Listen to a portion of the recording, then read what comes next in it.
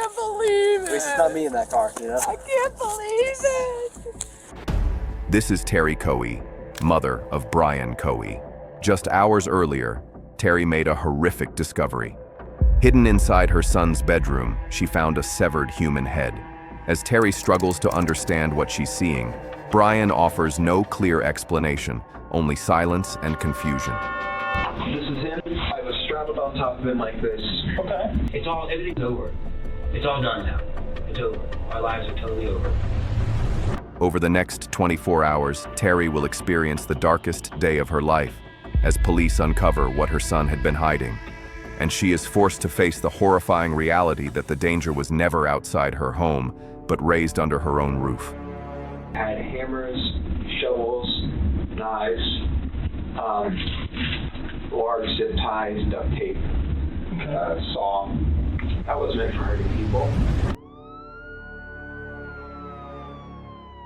It was late afternoon on March 1st, 2021, when Terry walked into her 19-year-old son Brian's bedroom. She expected to find his clothes. Instead, she saw something chilling peeking out of a plastic bag in his closet. Terry realized with horror she was looking at a human head and a pair of severed hands tucked inside garbage bags. Terry immediately called 911. 911 is John. What's the address emergency? Hi, there is an emergency. I found something in my son's closet wrapped in a plastic bag.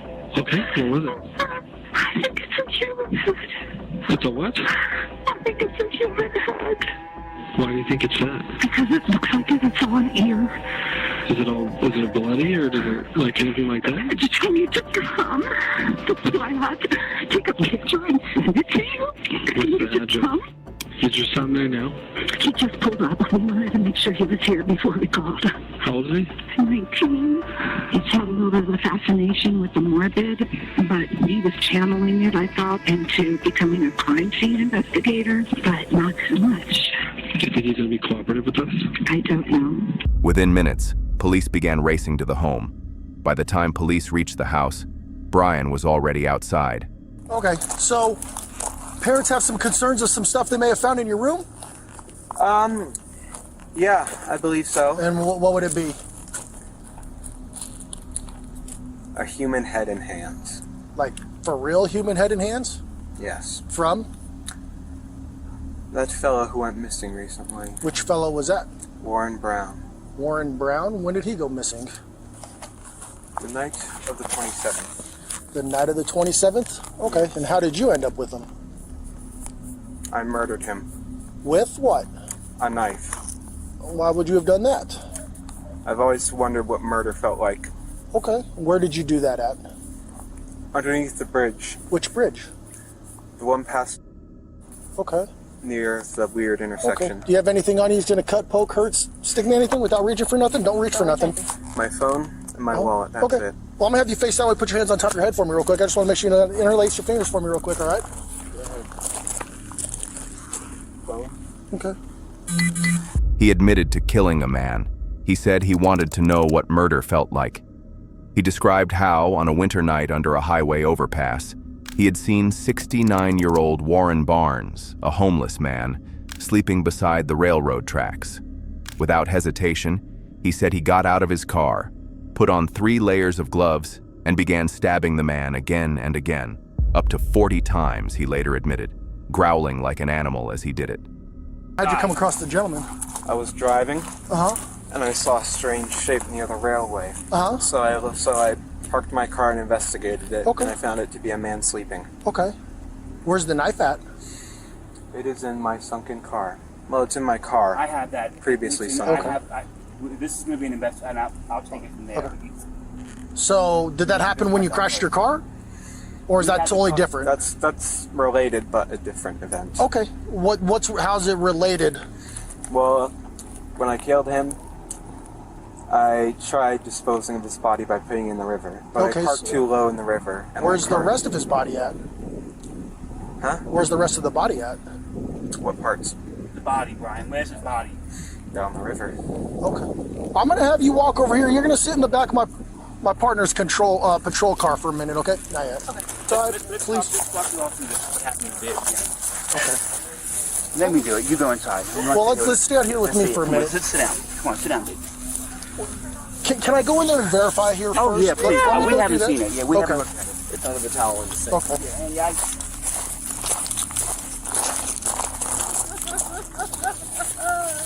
stay with your mother. Give her. Just make sure that guy goes in the car first. I can stay here. You can go in the sink, right? Well, Sink okay. right there. No, yeah. House is empty. As officers listened in disbelief on Bodycam, Brian also confessed he had cut off Barnes's hands and head and put them in plastic bags. He said he drove the body parts home, hid them in his closet, then cleaned his knife and car before going to sleep as if nothing had happened.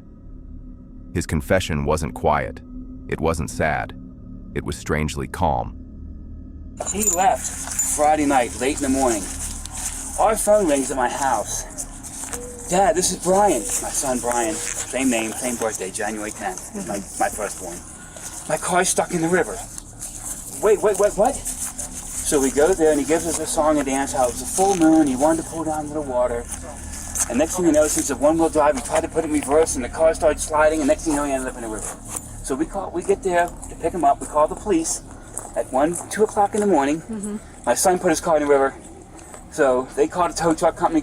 We called 4 tow truck companies, couldn't get the car out of the river. Where's the Saw car? blood all over the bumper. Where's the car Where at is right the now? car? So we towed it to Scotty's to have it, see if they could fix it. So I called Scotty's still and said, there? don't touch it. Okay. I already called him and said, don't touch Nothing was taken out of the vehicle. it. Yes, you know. I did. Yes. What did you take out of the vehicle? I cleaned it up, bottles, everything, incriminating Do you know stuff. where that stuff is? Yes, it's all at the house. It's all yes. okay, yes. in a bag.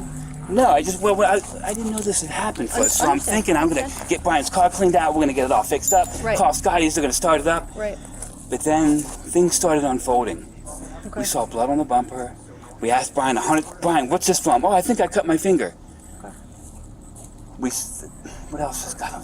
I found a wallet. So I'm going through the car this morning, and there's a wallet in the car. And I'm like, Brian, whose wallet? Oh, I found it at the boat ramp. And where were you going through the car this morning? Because it was at my house. We towed it to my house. Oh, so now it's at your house. It's at my house. It's not at Scotty's anymore.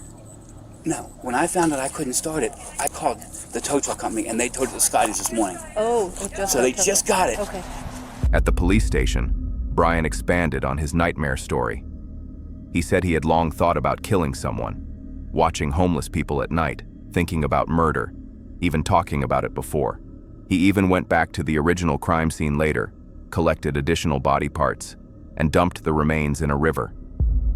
Bone-chilling statements like these were captured during interrogations, leaving detectives disturbed and haunted by his words. Murdered someone. Okay. But how did you get to my office? Well, the police drove here from my mom's house. Okay. You said you murdered someone. I did. Did you know the person? No. No? No. I was driving one night. I was in a, shall we say, bad state of mind. Okay. I saw a strange shape by the railway tracks, so I investigated, and it revealed to be a homeless person sleeping. Well, I presumed homeless, because he was there. Okay. So, I stabbed him to death, Okay. then decapitated his head and hands and arms. Okay.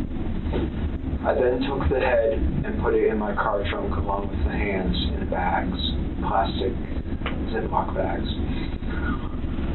I took it back to my house, cleaned off the knife, tried to hide the head and hands, removed the trash in my car that was stained in blood. And then I tried sleeping. However, I was quite stupid, shall we say, because I decided that's too much evidence. The body needs to be dumped in the river. So I took the body in the trunk, drove it to the Blue Heron drop-off point, and unsuccessfully dumped the body as I parked too low down the ramp. The ramp is undirt, so unless you have four-wheel drive, you're not getting out. And I was able to get out, and my car flooded. Let's see, I killed him just after 11, February 27th, 2021, and then I dumped the body. I tried to dump the body. I'm trying to remember the time exactly. It was 1 a.m. Okay. And yeah. So that sounds fascinating. What do you want to know? The start back at the beginning and go slow and tell me as many details as you can remember. So, because I mean, I'm already going to jail for this 15 years probably. I have no idea. Because We're at the beginning. it's murder. I mean, I'm going to jail for 20 probably, but so I figured, why fight it? Okay. So what's important to me is to learn as much about you and what you did and as I can. Well, As many details as you can give me, the better. I drive a 2007 Ford 500, Okay. and I keep a small 18-inch bat in there for self-defense, Okay. and a large kitchen knife in the glove box, both for self-defense, because I don't really trust anyone, or really any part of this town, so that's why I have both. And, let's see, yeah, it was the night of February 27th. It was a full moon. When Brian's trial began in January 2023, the courtroom was packed and silent. Prosecutors charged him with first-degree murder, tampering with a human body, and tampering with evidence. Brian's defense lawyers argued that he should be found not guilty by reason of insanity, saying his mental health was deeply troubled, including autism, depression, and other stressors that they claimed caused him to snap. But the prosecution told a different story. They showed how Brian had confessed in detail, how he planned the murder, cleaned up afterward, and even took pictures, proving he knew what he was doing and understood the consequences.